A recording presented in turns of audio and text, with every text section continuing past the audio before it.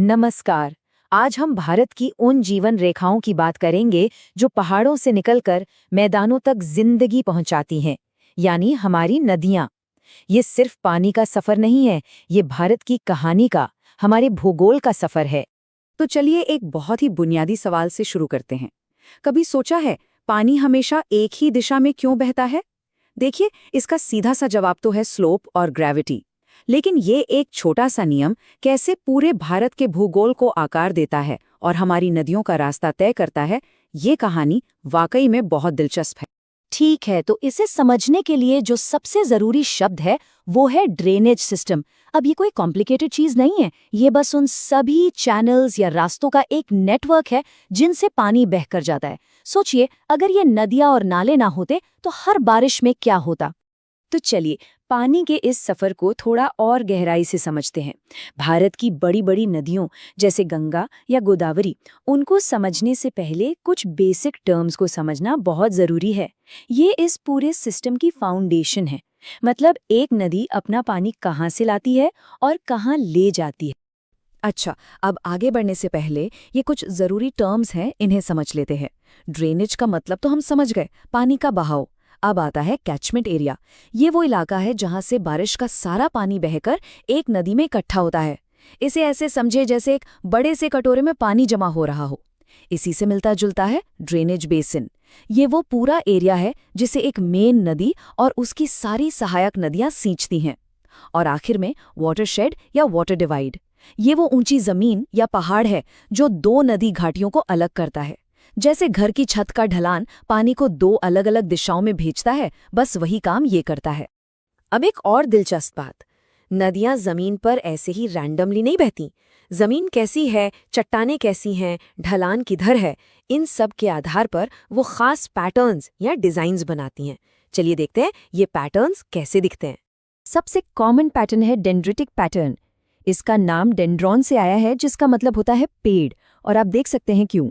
ये बिल्कुल एक पेड़ की शाखाओं जैसा दिखता है, जहां छोटी छोटी नदियां बड़ी नदी से आकर मिलती हैं। ये पैटर्न हमारे उत्तरी मैदानों में जैसे गंगा यमुना सिस्टम में बहुत आम है। अगला है रेडियल पैटर्न। इसमें नदियां एक सेंट्रल पहाड़ी से निकलकर सभी दिशाओं में बहती हैं, ठीक वैसे ही जैसे एक पहिए की तीलियां होती हैं। इसका एक बहुत बढ़िया उदाहरण है अमरकंटक रेंज, जहां से नर्मदा और सोन जैसी नदियां अलग अलग दिशाओं में निकलती हैं। फिर आता है ट्रेलिस पैटर्न। यहाँ पर जो मेन सहायक नदियां हैं वो एक दूसरे के पैरेलल बहती हैं और छोटी नदियां उनसे करीब करीब 90 डिग्री पर यानी राइट एंगल पर आकर जुड़ती हैं। इससे एक जाली जैसा डिजाइन बन जाता है। ये अक्सर वहां मिलता है जहां हार्ड और सॉफ्ट रॉक्स की लेयर्स एक दूसरे के पैरेलल होती हैं। और आखिर में है सेंट्रिपिटल पैटर्न। ये रेडियल पैटर्न का ठीक उल्टा है। इसमें नदियां सभी दिशाओं से बहकर एक सेंट्रल लेक या किसी गड्ढे में आकर मिलती हैं, जैसे नेपाल की काठमांडू घाटी में होता है। तो अब जब हम नदियों के डिजाइन समझ गए हैं, तो चलिए भारत के रिवर सिस्टम्स के सबसे बड़े क्लासिफिकेशन को देखते हैं। भारत की नदियों को हम उनके ओरिजिन यानी वो पैदा कहाँ से होती हैं, इसके आधार पर दो मेन ग्रुप्स में बांट सकते हैं। देखिए, भारत की कहानी को दो महान जियोग्राफिकल फीचर्स लिखते हैं। उत्तर में जवान और ऊंचा हिमालय, और दक्षिण में पुराना और स्टेबल प्रायद्वीपीय पठार। और यही दो फीचर्स हमारे देश के दो मेन ड्रेनेज सिस्टम्स को जन्म देते हैं, हिमालयन सिस्टम और पेनिनसुलर सिस्टम। और इन दोनों सिस्टम्स में जमीन आसमान का फर्क है, जैसा कि आप इस टेबल में देख सकते हैं। हिमालय की नदियां बर्फ पिघलने और बारिश दोनों से पानी लेती हैं, इसलिए वो पेरेनियल हैं, मतलब साल भर बहती हैं। वहीं पेनिनसुलर नदियों ज्यादातर सीजनल बारिश पर निर्भर करती हैं। हिमालय की नदियां यंग हैं, एनर्जेटिक हैं, जो पहाड़ों को काटकर गहरी वी शेप्ड वैलीज बनाती हैं, जबकि पेनिनसुलर नदियां ओल्ड हैं, मैच्योर हैं, जो चौड़ी और उथली घाटियों में आराम से बहती हैं।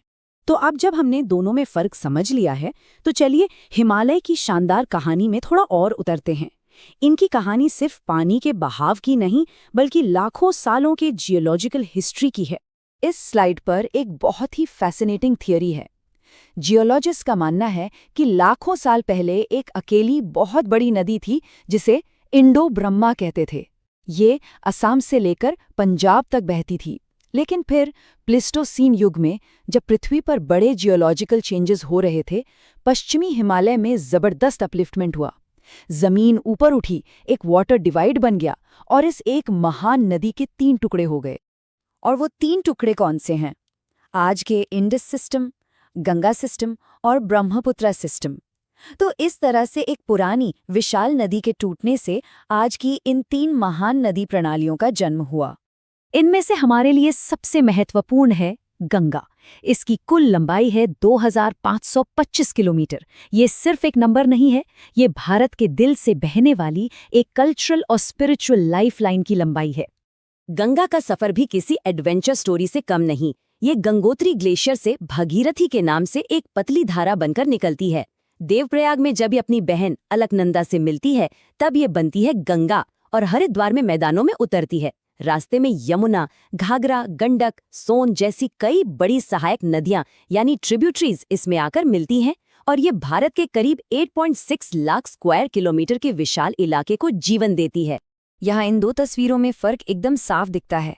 एक तरफ है हिमालय की युवा नदियां जो पहाड़ों को चीरकर गहरी घाटियां और गॉर्जेस बनाती हैं, और दूसरी तरफ है प्रायद्वीपीय भारत की शांत मैच्योर नदियां जो चौड़ी उथली घाटियों से होकर गुजरती हैं।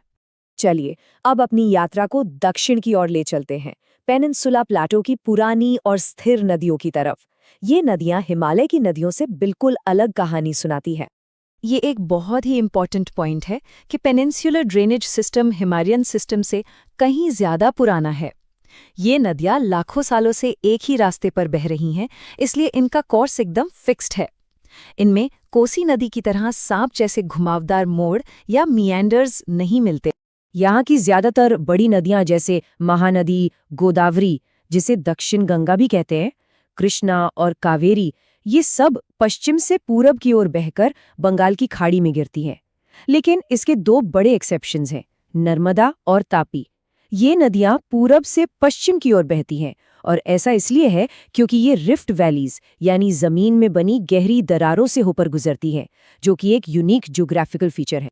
हमने नदियों के बनने और उनके रास्तों को तो समझ लिया, लेकिन अब इस ज्योग्राफिकल नॉलेज को आज के समय से जोड़ते हैं। ये नदियां आज किस हाल में हैं और इनका भविष्य क्या है? ये स्लाइड एक बहुत ही जरूरी सवाल पूछती है। समस्या जल संसाधन की उपलब्धता की है या इसके मैनेजमेंट की? हम अक्सर देखते हैं कि देश के एक हिस्से में बाढ़ है तो दूसरे में सूखा।